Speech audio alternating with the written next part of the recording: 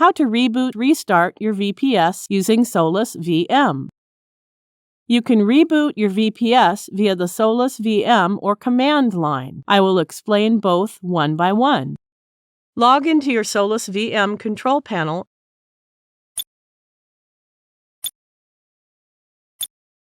There is more than one server. Click to select the server you want to reboot.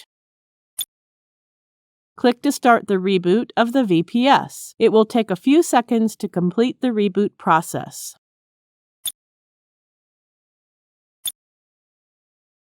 We have rebooted the server. Click OK.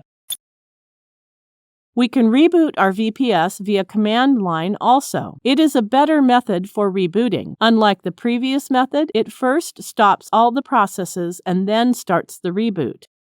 Log into the SSH client you have. In this tutorial, we are using PuTTY. Enter the command shutdown --r now and press Enter button.